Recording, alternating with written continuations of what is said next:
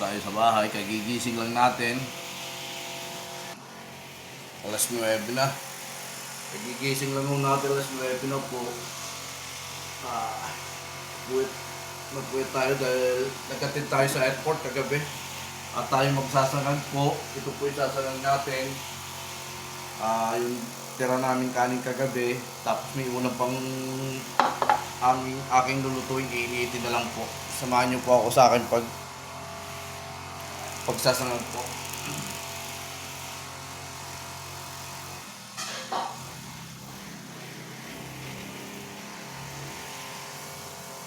Lalagyan tayo mantika.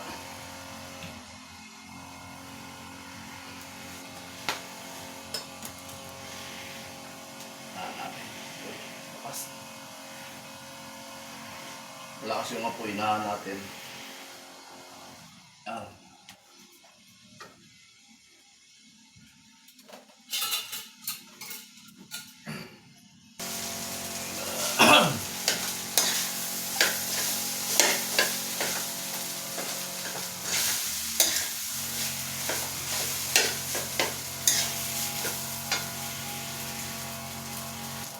Salin muna natin itong ininit nating ulam, yung pork stick. Yan, nainit lang natin to.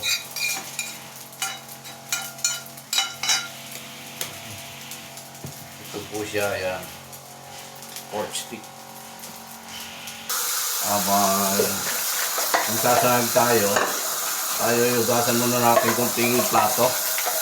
Pinggan na pinagkain na namin kagabi.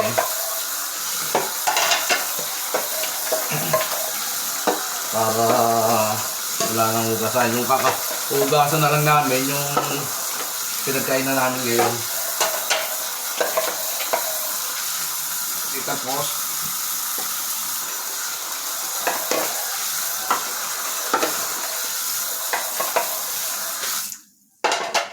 kakain na po kami. Balat muna tayo ng saging para may prituin tayong, may dessert po tayong saging. Babalat po tayo bago kami kumain. Prituin ko muna to para meron kaming dessert.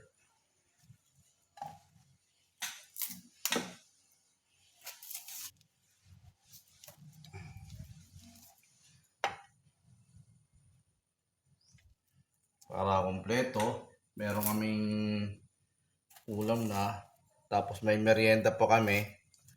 Dahil ito naman masarap kainin itong saging na prito habang nandito ka sa bahay, sa loob ng bahay na wala kang ginagawa. Kung magugutom ka, pwede kang kumain ng saging. Yan, pipirtuhin.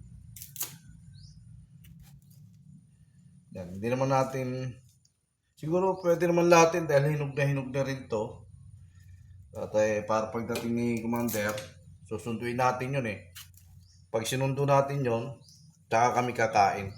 At least nakapagluto na ako. At buksan na natin yung kalan. Nakabukas na ang kalan.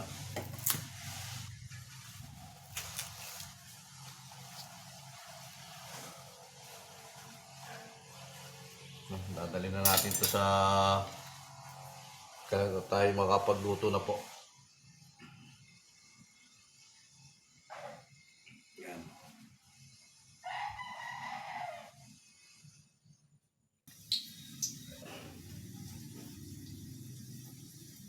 Nagpiprito na po tayo ng saging para kasama po dun sa kakainin natin ngayong umaga.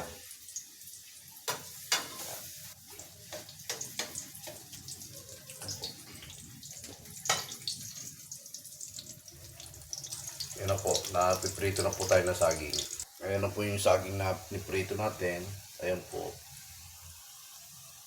Kakainin, tahong, tapos yung pork stick pa yun, Tapos ito yung sinangag po. Kaya may saging para may kasamang dessert. Siyempre, hindi mawawala yung kape. Yung kape po ang kailangan rin. Siyempre, partner rin sa almusal yung kape. Puntahan natin yung ating nilulutong saging, baka masunog. Hindi naman natin naubos lahat yung saging ito. Lalagain ko po ito para meron kaming pritong saging at may nilaga. Ayan. At ating hugasan muna bago natin pakuluan o bago natin lagain. Hugasan ko muna to saging. Habang nakasalang yung prito natin, atin namang himay itong lalagayin natin saging. Ayan. Hugasan muna natin. Bawasan natin ng dulo. Ayan.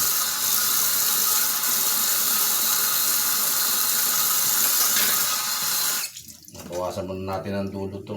Bawat dulo ng saging para hindi masyado masikip sa kaldero. Tsaka natin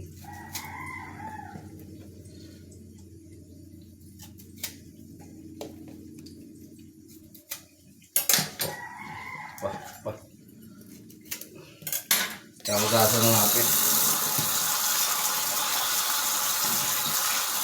Lalagay na natin sa kaldero.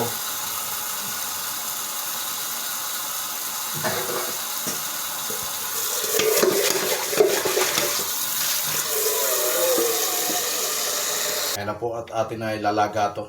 Pagkatapos natin magluto ng prito ng saging, isusunod na natin itong saging na nilaga. Hindi niyan. Para sa init. Kain na po tayo. Ito na po yung ating nilutong saging, tahong, tsaka yung pork stick. Ayan po. Tsaka sinangag. Yung saging na nilaga, nakasalang pa o. Kain po tayo. Almusal natin. Sa lemon to, actually tatlo lang yung anak ko, no? Pero iba kasi, tulad din sa akin na medyo, iba yung pisa na yun sa lemon. Mas malalakas Tapos, mas healthy. isaw-sawan ng suka. Kaya wala kami sibuyas eh. Hindi ako nakabili. Ang ano lang, asin. Asin suka. Ito mas bata, sito, ano. Kumbaga itong pens na to, dos, is yung yung mga natural, mas natural to. Bumili nga tayo ng battery. Tapos kami kumain.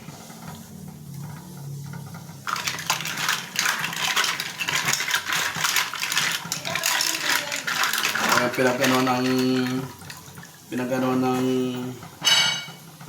tahong, hinuhugasan ko dahil sasabaw ko sa pagkain sa aso. Ayan. Hugasan ko yung yung tahong para yung sabaw. Pinaghugasan nito, sasabaw ko sa kanin ng aso.